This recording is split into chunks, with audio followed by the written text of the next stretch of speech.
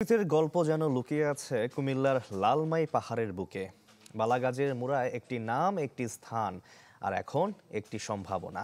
প্রাচীন সভ্যতার হারানো ইতিহাস। প্রত্নতত্ত্ব অধিদপ্তরের খনন কাজে উঠে এসেছে বহু স্থাপনার ধ্বংসাবশেষ। এমন খবরে চাঞ্চল্য সৃষ্টি হয়েছে জেলা জুড়ে।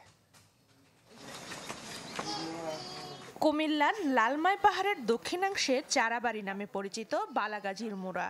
সেখানে কয়েক ফুট মাটির নিচে লুকিয়ে ছিল এক অজানা অধ্যায়, যার সন্ধানে এখন ব্যস্ত প্রত্নতত্ত্ব অধিদপ্তরের একটি দল।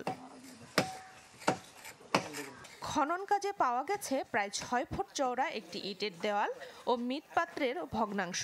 প্রত্নতাত্ত্বিকদের ধারণা এটি ৭ম শতাব্দীর পরবর্তী সময়ের কোনো স্থাপনার একাংশ। শালবন বিহারের যে ইট, সেটির সঙ্গে এই প্রত্নস্থানের ইটের বেশ মিল পাওয়া গেছে। এই পর্যন্ত যে আমরা শালবন বিহার বা ইটাখোলা মুড়া যে প্রত্নতাত্ত্বিক সাইটগুলো পেয়েছি, এটা সমসাময়িক কোনো প্রাচীন সভ্যতার নিদর্শনের ধ্বংসাবশেষ হতে পারে।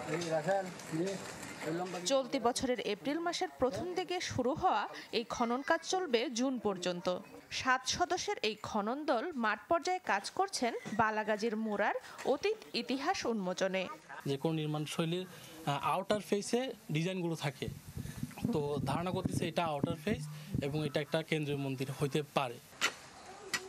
প্রতিদিন কাজ করছেন স্থানীয় ২০ জন শ্রমিক। মাটির নিচ থেকে এমন স্থাপনা উন্মোচনের সাথে জড়িত থাকতে পেরে তারাও বেশ আনন্দিত।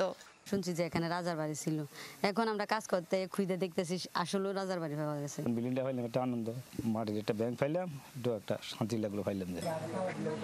জেলা প্রশাসক জানান এসব নিদর্শন সংরক্ষণে কাজ করছে প্রত্নতত্ত্ব অধিদপ্তর।